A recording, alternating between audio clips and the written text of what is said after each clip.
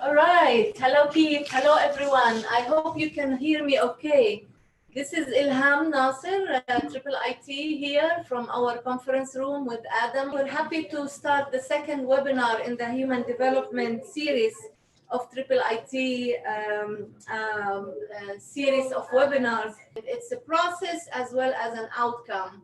Those of you who attended the first webinar, which we had with Dr. Ahmed Alwani, our Vice President, recall that Dr. Alwani also rooted and framed the initiative AEMS, Advancing Education in Muslim Society, within the work of IIIT that they have been taking on for more than almost 40 years. This work on the human development and values is one that is rooted in Islamic teaching, but also the vision and mission of the organization.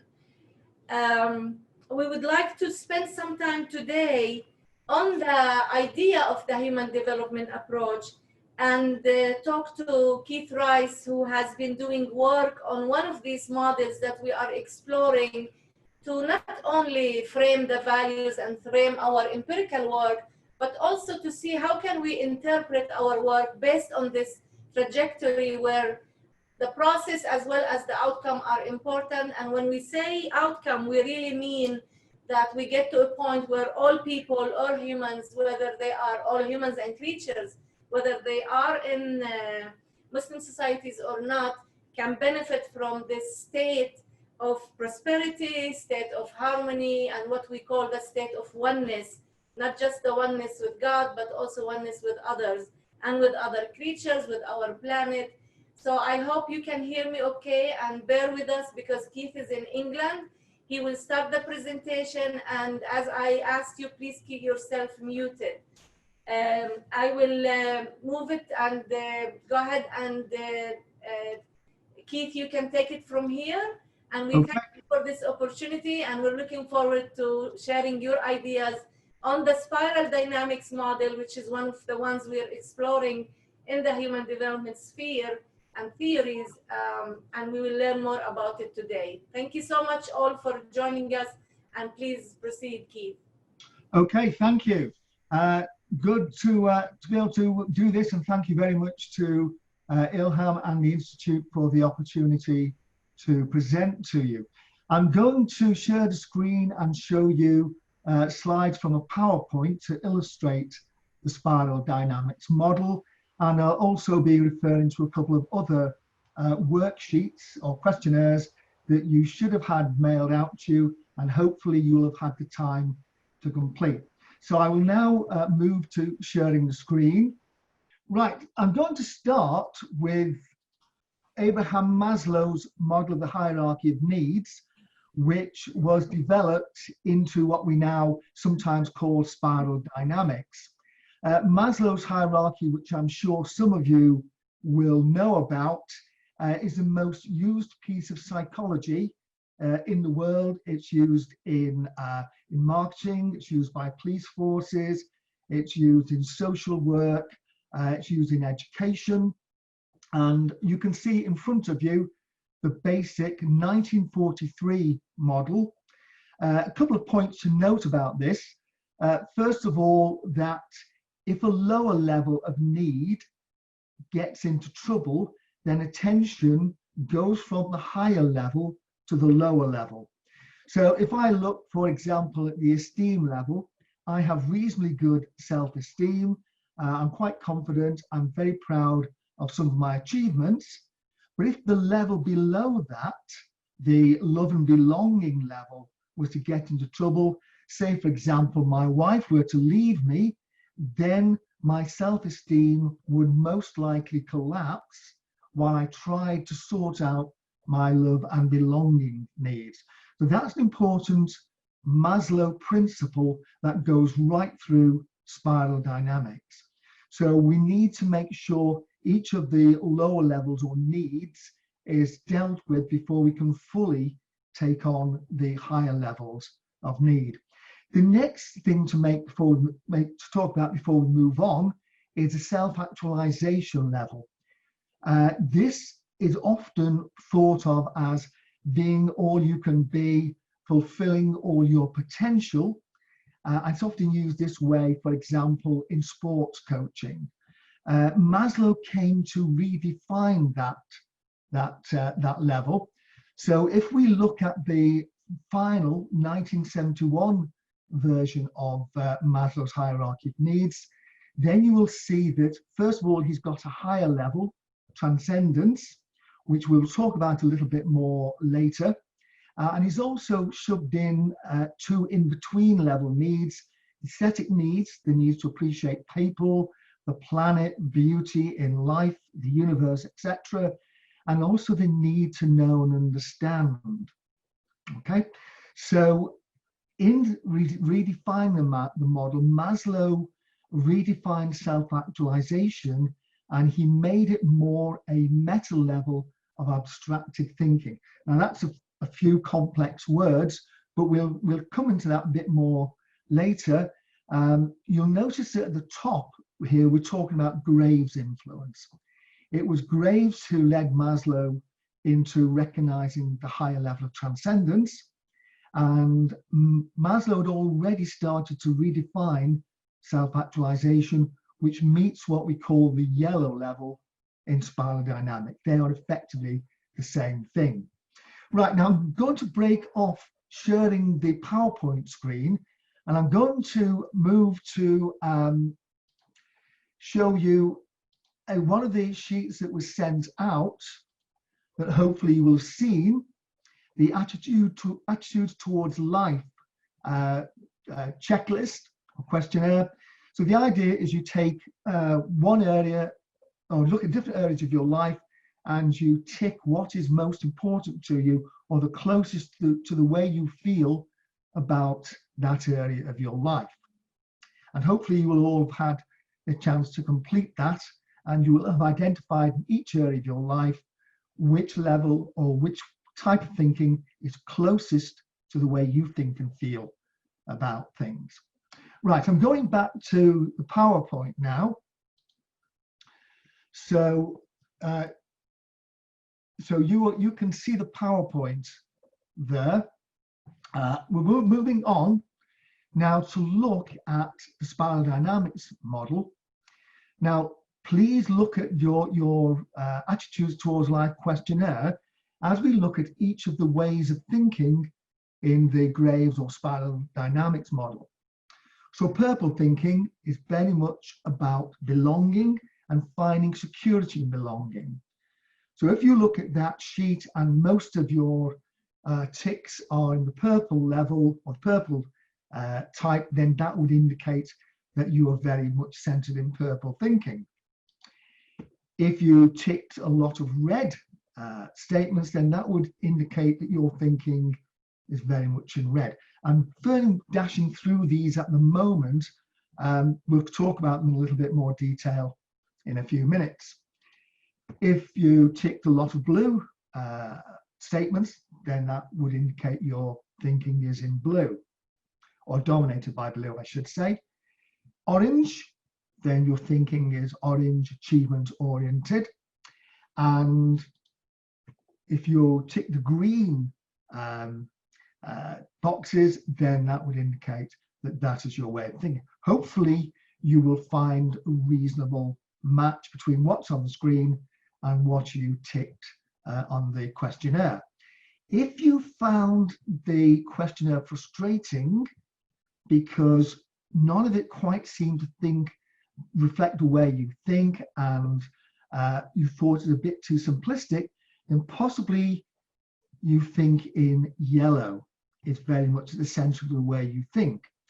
And in the Graves model, as with Maslow, because yellow thinking is what Maslow later redefined self-actualization as, it's a very much more advanced and sophisticated way of thinking. Now, if we look at the complete spiral dynamics model, you'll notice that there are two aspects to it. One is what we call the life conditions here. So that's your life circumstances. This is the other side, is the motivational system that you should have, ideally, to be able to deal with those life conditions. So we call these V means, that's a technical name for it, if you like. And each of these ways of thinking should be the best match for the different life conditions. Okay, so that's the full spiral dynamics model. Can look a bit overwhelming when you first see it. It does get easier as you become more familiar with it. Important to notice that these things emerge sequentially in a hierarchy, just like Maslow. But just like Maslow, the lower level or lower needs don't go away, which is why this graphic is perhaps a bit overwhelming, but very, very accurate, because the lower needs are there all the time. They just fade into the background as you are focused on higher level needs. So for example, I could argue that my thinking at the moment as I'm making this presentation is very much in yellow. It's very abstracted, it's very sophisticated, it's quite conceptual, intellectual if you like, but come a couple of hours, because I'm mid-afternoon whereas you're mid-morning, I will be wanting to eat my evening meal, and so I will be attending to my beige needs down here, which are still here even while I'm being in this abstracted higher level, and I will enjoy spending some time with my wife, so my purple having belonging needs will also be met. So these needs never go away. They can simply fade into the background. And just like in Maslow, if a lower level gets into need, so for example, I become very, very hungry, then I'll be less able to focus at this level because my needs here will start to overwhelm those needs. Okay, so before we go on to looking at these in detail, to talk about whether we're looking at stages or states or systems, because one of the problems with stage development models is that they can be very limited and very prescriptive, whereas in real life, you can be half in one stage in one time and half in another, depends on your context. So because of that, many of the stage development models, while they give tremendous insight, they are relatively limited. Graves' spiral dynamics model gets round that because of its association with the life conditions. So for example, if we look at this upper model on your upper left, here we can see in different contexts, so looking at whether I obey the law or not, how I am about romance and adult relationships, and how I'm about my family. So if we look at the law here, my thinking is very orange. I'm looking for, sorry, I've gone on too fast there. I'm looking at how I can achieve my goals, my objectives through the law.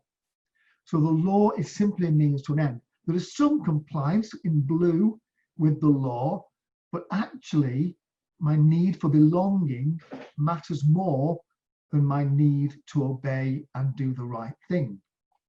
When we come to romance, my orange again is very, very high. So I would be looking for a partner who is suitable for the kind of functions I want to go. So if I'm very career oriented, my partner would have to be able to attend business meetings, faculty meetings, whatever, and hold her own. The actual need to belong, that sense of affiliation, is relatively low down. When it comes to family, however, this person, the belonging that they get from family is far more important than their need to achieve. We look at the second person down here, and it's totally different. The need to comply, the blue need to comply and obey, the law is strongest.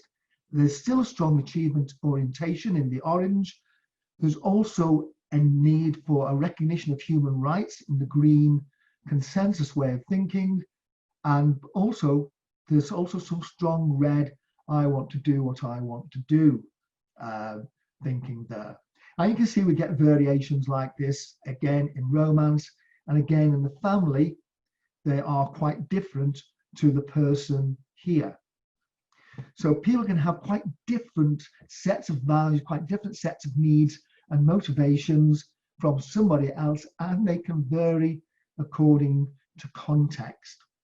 So we see this in the fact that orange dominates this person when it comes to romance, but they're very, very obedient to the law. But when it comes to family, belonging in the family is what counts. Now, for some people, they can experience really fast change in certain circumstances. So this graph here is meant to symbolize how the motivations can change literally hour by hour. So in hour 1, yellow thinking, highly flexible, looking to understand other things, is very strong. Orange is pretty strong too.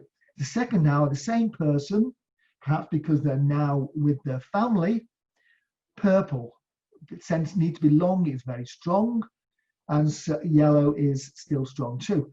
We looked at this same person hour 3, and my goodness, red is now the strongest. So the motivations can vary by context and by time. So if I give an example from myself, when I do in-class face-to-face workshops, I like to have a lot of fun. So there's a lot of red in the way I teach. Okay, there's a lot of blue because I want to make sure that the information I give is accurate, and there's some orange there too because I want my workshops to be a success and for it to further develop my career. However, if the college principal were to walk in and observe one of my lessons, the red fun element would decrease and the blue element would increase, because I would be extra careful to make sure I met all the college guidelines and protocols for how to deliver a workshop. So the context and time can bring about changes in the way people think. Okay, moving on to have a look at this in a bit more detail. So the AN or beige level. Important to note here that Graves did not originally apply the colours. That was applied by Don Beck and Chris Cowan, who took the model in South Africa, and Don Beck was very involved in working with Nelson Mandela to bring about multicultural democracy in South Africa using this model. So Graves originally used letter pairs, so A to M symbolize the life conditions, N to Z symbolize the motivational or V-mean response. So looking quickly at beige, it's precognitive, so a kind of animalistic level, okay, immediate satisfaction of physiological needs. But say here that sex is purely for procreation, not for affiliation, not for pleasure. It's just purely an animal level survival action or activity. If beige starts to malfunction, because as we shall see at the end of the presentation, these systems are based on neurological systems in the brain. Okay, so if the brain starts to malfunction and beige stops working properly, then the individual will lose the will to live. Okay, looking at it in terms of society, it's pre-society. It kind of herd-like groupings. Because one of the beauties of the Graves spiral dynamics model is it can be applied both to society and to the individual. So in this case, beige, when it's dominant, would be a precognitive, herd-like, animalistic grouping. On an individual level, it's baby on the breast. Baby just wants to be warm and fed. So for example, next level or system between range is purple. Keith, can you hear me okay? Yes. Sorry, we have been trying to convey to you that the PowerPoint is not showing, it's just the Word document. Apologies everyone, we were having some technical difficulties. Can you please stop sharing the screen and share the PowerPoint where you're at right now? We already shared the PowerPoint in chat. Thank you. Okay. So you have to exit and then go to the PowerPoint. my right, team, okay. Thank you. Whichever grouping it is. Just the slide where you're at right now. Right, okay. Behind discrimination, that you've disabled my participant screen sharing, So because things like colour of skin, language, accent, colour of dress code are markers of people who are different from my tribe. No, still disabled. So looking at these markers of difference help people whose thinking is in this system to decide who they can trust, people who are of their grouping. Oh, I'm disabled again. Outside the grouping and therefore potentially the enemy. So this has a lot to do in explaining how tribal still disabled can affect our modern society. Okay, it's very traditional. Customs and norms. Right, folks. Sorry, I didn't realise that you weren't. So strict description of gender roles. An important thing to bring out here: respect for the elders. Very, very much in tribal thinking. The elders are looked to as the people who are wise, and the importance of physical territory. The tribe's territory is very important because it's part of their security, and that has implications for all kinds of land disputes throughout the world. Moving on, we've talked about tribal thinking.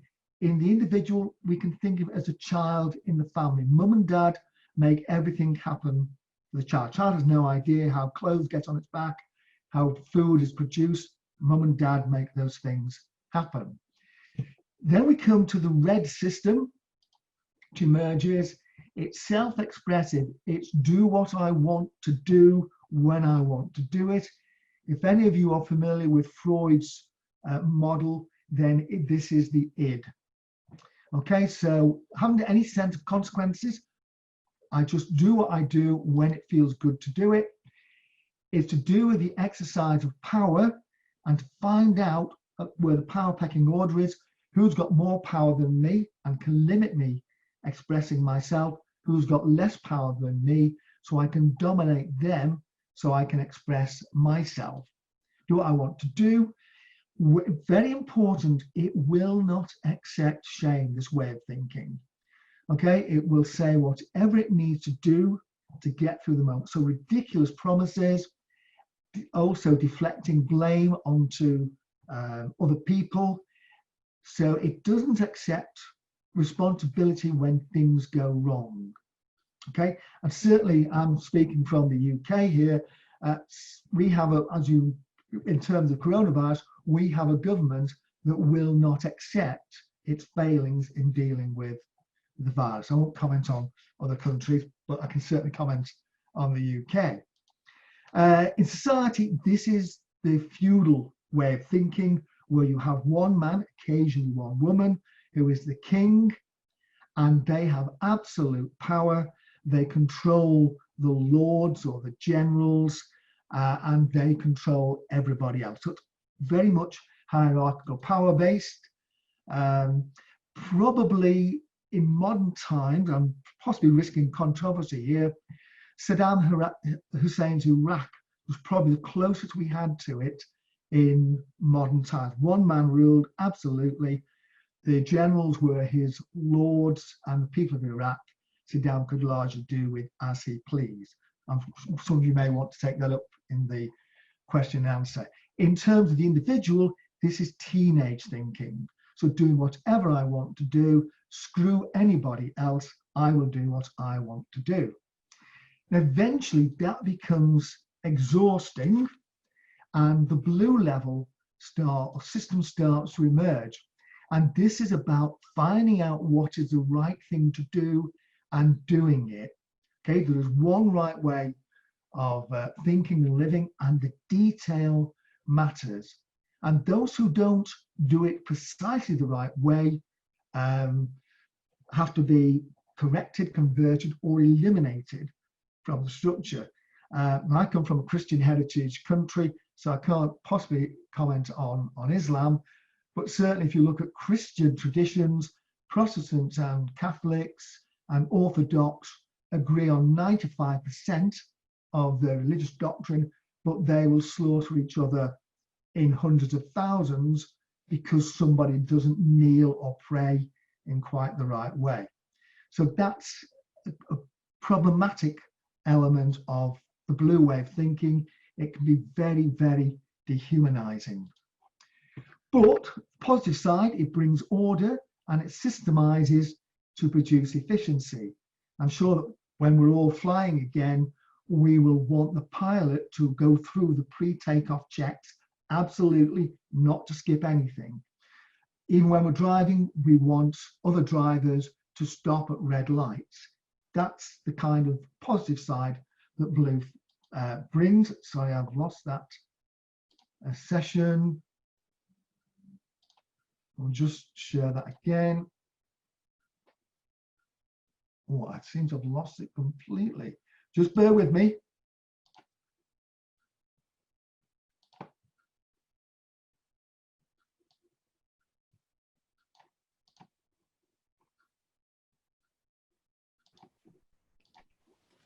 Right, can you see that again? Do you want to show the PowerPoint? Not yet. You want to share it again? Yes, please. Okay, go ahead. Right, okay, that's great. Thank you. I'm not seeing it for some reason. Just please bear with me. Sure. Right, so I'm just going to close that and come out of it and try again. Yes. Ah, there we go. It's there now. Okay. So the blue way of thinking, okay, as we said, it can be found in religious doctrines, quality systems, those of you who've dealt with quality systems, and government procedures. All very much, you have to absolutely follow that one way of thinking. Looking at it in society levels, it's trading systems like the World Trade Organization. There are rules that everybody has to follow. In terms of individualism, and I've lost it again for some reason.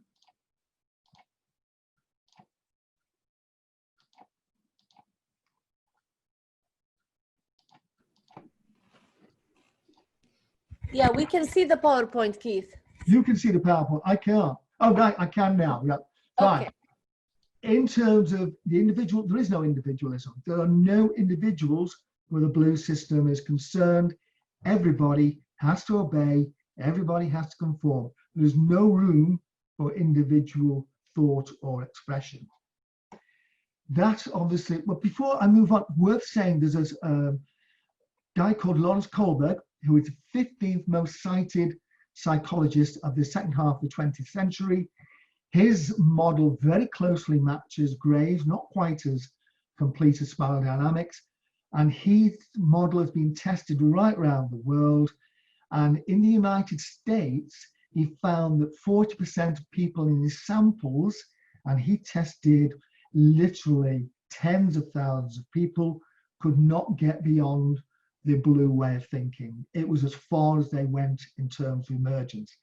And that clearly has implications for society that can't get beyond strict rules. It's a very limited way of thinking. Okay, for some people though, it's not enough. So we have the orange system that emerges. This is very individualistic, it's forward thinking, but it's very self-oriented. Any products, any benefits to anybody else are purely byproducts, okay? It will use others, and then when it thinks they're no use to them, in furthering its own ambitions, it will get rid of them. But it is highly innovative, very, very creative. In society terms, it's the foundation of modern capitalism. It is very, very individualistic. People who want to get on and tend to choose careers in entrepreneurship or possibly marketing. That is too much for some people. They get fed up chasing goals in a very self-oriented, isolated way, and they want to reconnect with humanity. And that's when the green system emerges, and that's concerned with the welfare of people and the health of the planet. So everybody is equal. Whatever benefits the human spirit is good. To do with sexuality, to do with liberation of ideas. There are no rules other than whatever benefits the human spirit is good. But everybody has to agree by consensus because everybody is equal. So the toilet cleaner is as valuable as a chief executive in the green way of thinking. Okay, it's the foundation of feminism, anti-racism, gay rights, right for people with disabilities, and looking at me, thank goodness, it's also produced anti-ageism. Okay, so green is the great leveler. Society, okay, so we're down here, it's very much based on egalitarianism, humanitarianism, little disparity in wealth. So Can I have these equal? green? So if orange tends to be the dominant way of thinking amongst the elite in the United States, if you go over to Scandinavia, Norway, Sweden, Denmark, they are very much, political systems are to do with social democracy, and there are not huge disparities in wealth. Individuals tend to want to give to the community, to be very charitable, volunteering, that We don't kind see of thing. it right now, but Right, maybe you can that- share it again. In effect, Yes, I'll need to be given concludes what both screen Maslow sharing. and Beige Okay. thought of as a first tier of thinking, or first set of Let's try that collective again. thoughts. They Yes. then went Yes, I can see into Okay. the yellow way of Right, thinking. so in terms of, this is Maslow's redefined version of self-actualization. So it's highly problem solving, 4 times the problem solving capabilities of green. Graves did immense number of psychological tests with volunteers and found that those who could think in yellow were much better at problem solving than green. Highly flexible, and it also understands all the lower ways of thinking. So yellow understands orange needs, understands green needs, blue needs, purple needs, red needs, etc. And it can deal with them and see that everybody's needs are met. Also important, it can live with uncertainty. It doesn't have to have all the answers. It can put things on the back burner and say, I'll deal with that maybe, sometime, maybe never. It can live with that. It values everybody and all resources on the planet, but not from a green communal point of view. From the point of view, a yellow thinker never knows who it might need and when it might need them. So whereas orange discards people when it can't see the use they can have, yellow says, I never know when I'm going to need them, so therefore I look after everybody as much as I can. Some recent research, a guy called Johns, 2018, thinks that up to 3% of the planet might now be capable of thinking in yellow. Now, there is a turquoise level or system. Very few people are, or the samples of people who we confident think like that are very small. So Graves could find 6. Maslow 12, and Kohlberg, being convinced it did exist, couldn't get a big enough sample to say what it was like. So we're really grasping to try and understand what turquoise thinking exists. Johns again thinks that maybe 0.03% of the population might be edging towards that way of thinking. All the research we've looked at suggests that there's an element of spirituality in it. I myself struggle to understand the little I've read about it. One thing that does strike me, and this comes from Maslow, is this sense of, here it is, cosmic sadness, the sadness of God over the stupidity of people, their self-defeat, and their cruelty to one another. That bit I do get on turquoise. The rest of it, I'm grasping to understand the word. So I admit my own limitations when it comes to that. Important to say that Graves, Maslow, and Kohlberg were by far from being the only people looking at these ideas. This is a map I've put together on my website for looking at a number of thinkers who are putting these ideas together. Graves here, Graves' spiral dynamics is by far the most complete. Interestingly, the next most complete is Lovinger, who came up with the stages of ego development model. Kohlberg's got a lot of it. Even sociologists like Adorno and Weber have got parts of it. So it's not Graves and Maslow operating in a vacuum. There's a whole wealth of developmental psychologists and sociologists looking at these ideas. Now, the question then comes, I said earlier, is there a biological basis to this? And yes, there is. So there are a number of researchers who have been looking at how these motivational systems, these B-means, might work. And I'm particularly familiar with the work of Kaspers and Lucas. And what they did, they led a consortium of German universities based at Cologne. Cologne was the lead in this consortium because they're using MRI scanners to give people motivational decisions. As I'm sure you're all aware of how expensive MRI is. So that's why they had a consortium of universities. And what they found, the frontal cortex, this area of the brain here, was mostly involved in what we might call the cool values decisions. So purple, blue, green. This area of the brain was the most active when those kind of decisions were being made.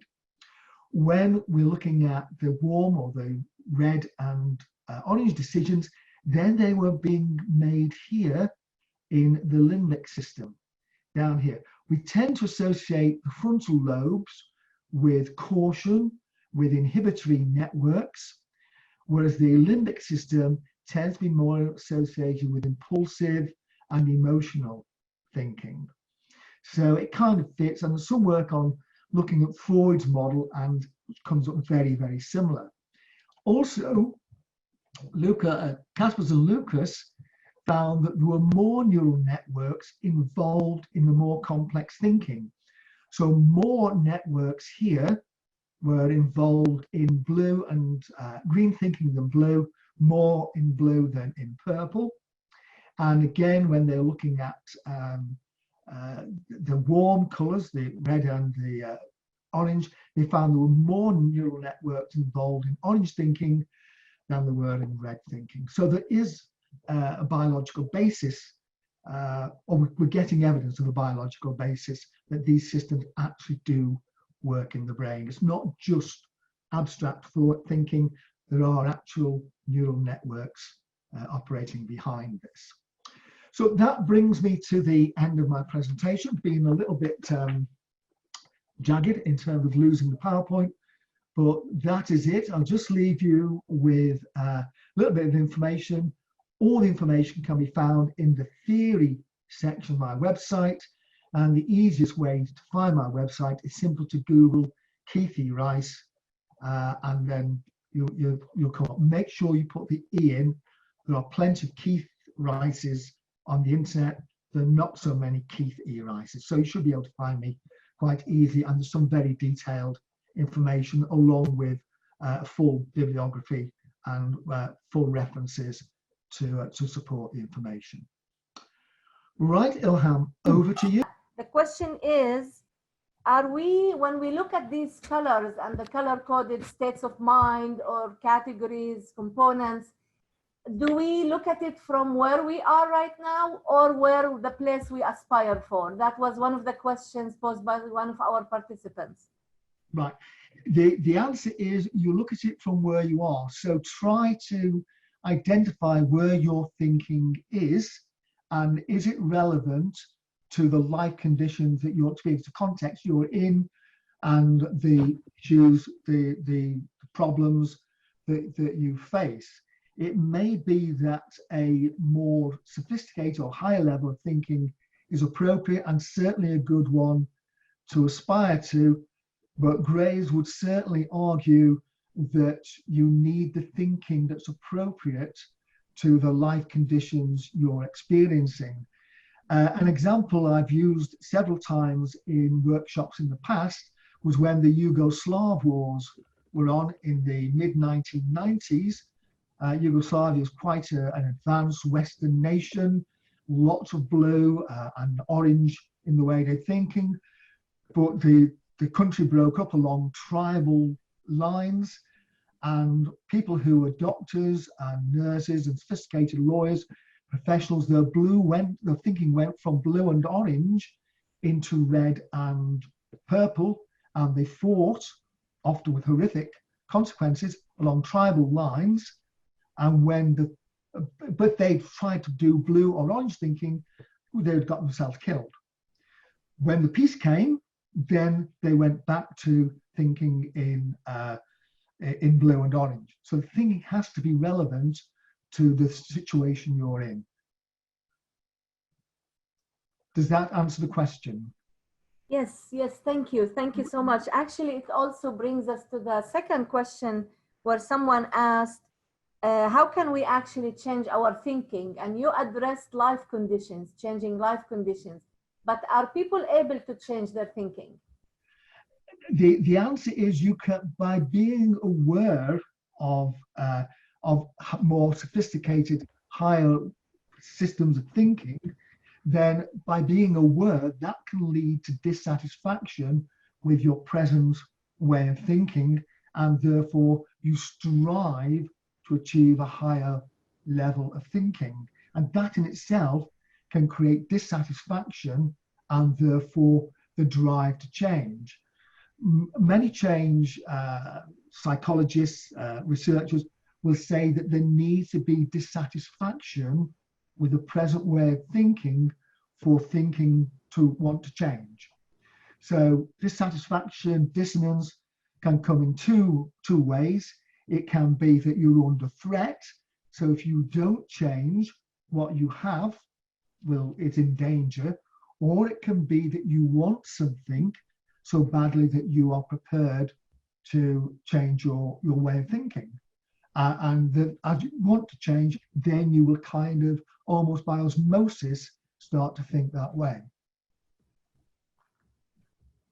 All right, thank you. And actually, this brings us to how we are using this model and how we aspire to actually utilize it in our research. Because what we are thinking is that there must be a set of values that actually helps, supports people, empower them to aspire to higher states of consciousness, to get more or closer to the what you call the cool colors, right, versus the warm colors. Even though they're all legitimate, they're all okay, even the red one is okay, but are there values, like you think, that are embedded in this process, in this trajectory of development, that can actually bring people to higher states that they can aspire for? Don Beck, whom I mentioned earlier, as having been very involved with the changes in South Africa, he has a concept that he calls meshwork. And this is that you look at every level of need in a community. So you look, for example, at the Beige level. Are people's basic medical needs being met? Then you look at, are the children maternity units functioning okay? The species is in danger if that doesn't happen. Then you can look at, do people feel safe in their families? Do they feel safe in their villages and the areas of their towns? Purple level. Red level, are people able to express themselves in a safe way? And so you look at each of the systems on a communal basis and what is the health of those systems. And because the needs are there all the time in everybody, it's a question of trying to make sure that all the needs, as you said, are valid. And when people's needs at the lower levels are satisfied and they feel safe in those needs, then they're able to focus on the higher level needs. It's a kind of, there's no one answer in terms of this model for is it a set of values. It's more a case of as lower levels needs are met, lower system levels are met, then people can progress to higher levels of thinking. I don't know if you're familiar with the work of Michael Ken Wilber, who is a leading integral thinker. Wilber estimates that there are 4 million Americans whose thinking is in green, and Wilber's been looking at how can we push those 4 million Americans over into yellow thinking. Graves is certainly the view that the higher, the more complicated, sophisticated the level of thinking is, and can be sustained by using lower level needs consistently, then the more likely you are to have a peaceful and progressive society. So I can think in kind of yellow, green, and yellow level thinking, but I can't make anything out of food supply. The sound totally distorted. Take care of. I have a good relationship with my wife, so my purpose needs to be taken care of. I'm able to have fun in a relatively safe way. England is relatively law-abiding. The majority of people follow the rules. So I'm able then to address the more sophisticated needs. If people stop following the rules, if red goes on a rampage, if my relationship breaks up and I don't have a secure food supply, then I'm going to focus on those lower level needs. Does that, in a roundabout way, answer the question? Yes, yes, and actually the follow-up to that is in terms of the aspiration and how people can change their thinking. But I'm happy to see 2 questions here that take us to the education and upbringing fields. One question is, how can you use this mechanism or this model within educational settings? And another question was about families and how can you bring those levels of green or orange to the family? Is there something that can be done in the application piece, the dissemination of the model? No, I'm a teacher by training, so I'll come to the second question, first question second, if I may. The first question, I think, is how do you make families more secure? Because families provide both the emotional safety and the socialization of the children. So it's encouraging families to be secure, so that the adult safety needs, purple safety needs, are fulfilled, and the children's safety needs are fulfilled. That, I think, and this is where I think religion has a place to play, and the idea of for example, fidelity amongst adults, the man and the woman to each other, if we're talking about a heterosexual relationship, placing value on fidelity, security, which helps the adults feel secure and helps the children to feel secure. And then you can, if you like, socialize the children with positive values. Psychologist called John Bowlby, long dead, where he came up with a model of attachment that perfectly fits with the purple elements in spiral dynamics. And Bowlby talks about the need to make children feel secure so they attach to their parents, and parents give them good role models. And from that, the child has a good self-image and is then, as the child grows up, able to form secure adult relationships. Purple, I think, is the foundation of the spiral, the cognitive foundation of it, and getting that bit right, I think, is absolutely critical. The rest flows from that. I've also done my time as a psychotherapist, and 90% of the people who sat in my psychotherapist's office, the problems relate to insecurity. The root of it is insecurity in the family when they were children. Moving on to the first question, in terms of using this in education, Maslow is used in education. So because this model is a development of Maslow, it can be used. On my website, there is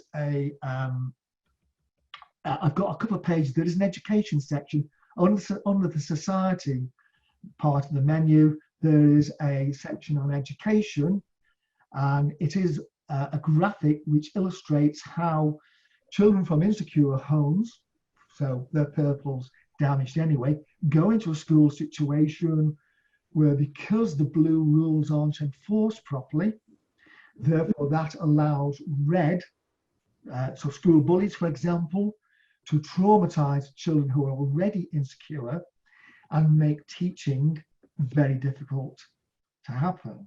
Don Beck used that graphic I did at the World Education Fellowship Conference, I think in 2001. I've also put a kind of solution to it, so maybe some of the participants in this session, if you go to my website, look under society on the main menu, then look for education, you will find some material about analysing, use this model for analysing and possibly treatment of the issues too.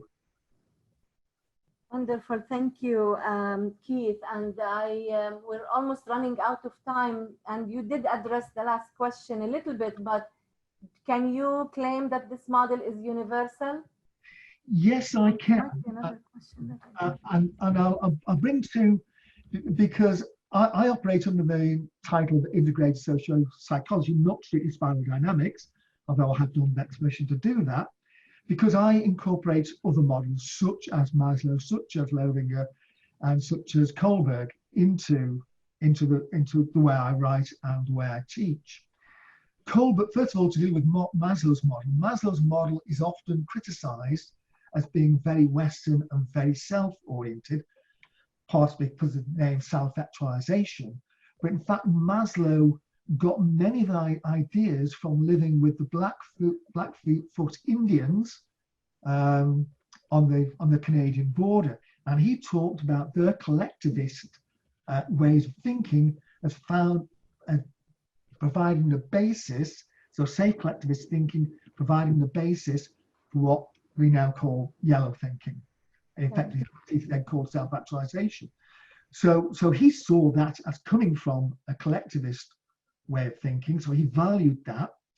Moving on to Kohlberg, Kohlberg's model, which as you briefly saw maps very closely to spiral dynamics, Kohlberg's model has been tested in just about every known developed society and some less developed societies throughout the world, and the stages of emergence have been found to be consistent right around the world. The only major variation, so obviously a few minor variations, but the only major variation is that people in industrialized societies tend to go up to, the systems tend to emerge faster than they do in rural societies. But otherwise, Kohlberg bears it out that it is worldwide. Right. Yes, So and thank you for that. Okay. Yeah, and thank you for that. Of course, Kohlberg was criticized for including certain samples in his research, and Gilligan's work regarding gender and women and how they see moral development has been actually something that came after. But I think his grounding of these different stages of moral reasoning, moral development is at the heart of a lot of different theories, including the spiral dynamics. So thank you for bringing all of these different theories and thoughts, Maslow, Kohlberg, and the spiral dynamics together for us. We're going to have to end at this, and I would like to remind people to stay tuned for our next seminar, next webinar. But also, if you haven't subscribed to our newsletter, this is a good time to do that. It will make it much easier for us to send you our announcements through constant contact. So I want to thank you all for joining us. I want to thank you, Keith, again for being with us and giving us your time and your wisdom and knowledge of this model. We will keep exploring other aspects of human development and keep looking at different components. Again, the intersection between values and those that are rooted in Islamic teaching and the different models we have out there regarding the human development process are going to be the focus of our work in the empirical research in mapping the terrain in many of the countries that I see represented here among our audience, and some of our coordinators are here. So thank you so much again, and we will continue the conversation. Apologies again for some Zoom land technical difficulties, and you all have a good evening, a good day, and a good week. Thank you. Bye.